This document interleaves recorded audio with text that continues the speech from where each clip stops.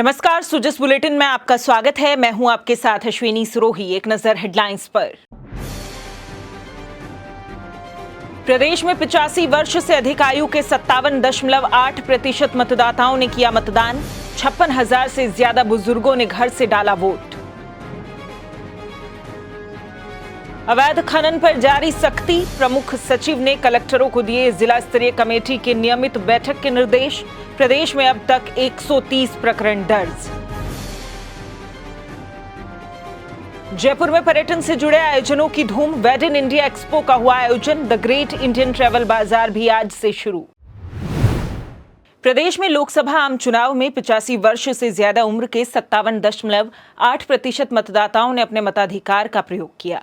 मुख्य निर्वाचन अधिकारी श्री प्रवीण गुप्ता ने बताया कि राज्य में 85 वर्ष से अधिक आयु के कुल 5,71,843 मतदाता पंजीकृत हैं, जिनमें से 3,30,141 ने मतदान किया। उन्होंने बताया कि 2,73,450 मतदाताओं ने ईवीएम और 56,691 मतदाताओं ने होम वोटिंग की सुविधा के तहत मतदान किया। होम वोटिंग के तहत 85 वर्ष से ज्यादा आयु के 98.30% मतदाताओं ने मतदान किया। प्रदेश में होम वोटिंग के लिए पंजीकरण करवाने वाले कुल 58,659 बुजुर्ग मतदाताओं में से 56,691 ने अपने घर से मतदान किया।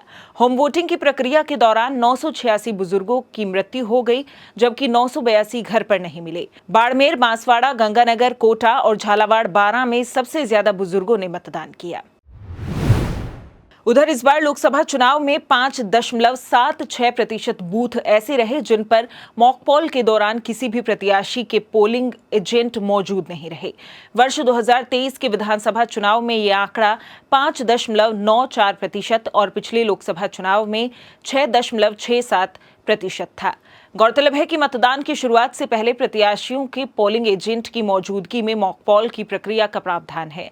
सुबह 5:30 बजे से 6:59 के बीच मॉकपोल की ये प्रक्रिया संपन्न की गई। मुख्य निर्वाचन अधिकारी श्री प्रवीण गुप्ता ने बताया कि इस बार प्रदेश के 53,128 बूथों में से 3,070 पर मॉकपोल की प्रक्रिया के दौरान पोलिंग एजेंट मौजूद नहीं थे। विधानसभा चुनाव में 51,765 बूथों में से 3,077 और पिछले लोकसभा चुनाव में 51,965 बूथों में से 2,944 बूथों पर मॉकपोल की प्रक्रिया बिना पोलिंग एजेंट की मौजूदगी के संपन्न हुई थी।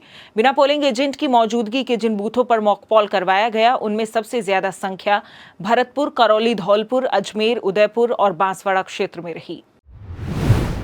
प्रदेश में अवैध खनन पर सख्ती जारी है। माइंस एवं उद्योग विभाग के प्रमुख शासन सचिव श्री अजिताभ शर्मा ने जिला कलेक्टरों को पत्र लिखकर अवैध खनन गतिविधियों के खिलाफ कार्यवाही संबंधित विभागों के बीच समन्वय और मार्गदर्शन के लिए जिला स्तरीय कमेटी की तत्काल बैठक आयोजित करने के निर्देश दिए।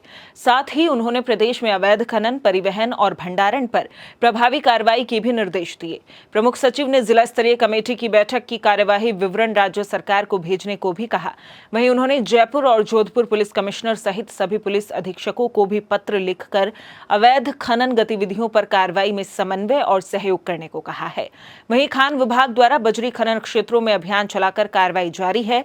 प्रमुख सचिव ने बताया कि विभाग द्वारा 130 प्रकरण दर्ज कर 1 गिरफ्तारी और 16 एफआईआर दर्ज कराई गई हैं।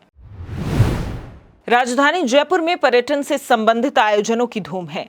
राज्य सरकार के पर्यटन विभाग और भारत सरकार के पर्यटन मंत्रालय द्वारा आज रामबाग पैलेस में वेड इन इंडिया एक्सपो का आयोजन हुआ। उद्घाटन समारोह को पर्यटन विभाग की प्रमुख शासन सचिव श्रीमती गायत्री राठौड़ और भारत सरकार के पर्यटन मंत्रालय की महानिदेशक श्रीमती मनीषा सक्सेना सहित अन्य अतिथियों ने संबोधित किया। एक्सपो में विभिन्न प्रकार की पैनल चर्चाएं की गई, जिनमें India awaits you, evaluating the readiness of India's wedding ecosystem to face international competition, local but global, India in the news, session with international wedding planners and getting inspired, analyzing success stories and challenges जैसे विषय शामिल हैं। आयोजन का मकसद देश और विदेश के पर्यटकों को ज्यादा से ज्यादा राजस्थान में वेडिंग के लिए आकर्षित करना है, ताकि राजस्थान के पर्यटन को बढ़ावा मिल सके। वहीं जयमहल पैलेस में आज से द ग्रेट इंडियन ट्रैवल बाजार के 13वें संस्करण की शुरुआत हो रही है। इस आयोजन में 52 देशों से 242 प्रमुख inbound foreign tour operators foreign buyers के रूप में हिस्सा लेंगे। मार्ट के दौरान प्रमुख लग्जरी और हेरिटेज होटल चेन्स व resorts, Indian state tourism board, destination management companies, adventure and wild life tourism, luxury और MICE टूर ऑपरेटर्स, आयुर्वेद और वेलनेस सेंटर्स, ट्रैवल टेक्नोलॉजी कंपनियां, निवेशक और वित्तीय संस्थान अपने विभिन्न प्रकार के उत्पादों का प्रदर्शन करेंगे। इंटरनेशनल मार्ट के इस विशाल बाजार में 300 बूथ्स पर लगभग 200 भारतीय एग्जीबिटर्स द्वारा अपने उत्पादों का प्रदर्शन किया जाएगा। 6 और 7 मई को सीतापुरा में 2 दिन B2B बैठकें होंगी। GITB का आयोजन राजस्थान सरकार के पर्यटन विभाग, भारत सरकार के पर्यटन मंत्रालय और फिक्की द्वारा किया जा रहा है। इस आयोजन को विभिन्न प्रतिष्ठित राष्ट्रीय और क्षेत्रीय एसोसिएशंस का सहयोग भी प्राप्त है। सुजस बुलेटिन में फिलहाल इतना ही, फिर होगी आपसे मुलाकात, तब तक के लिए नमस्कार।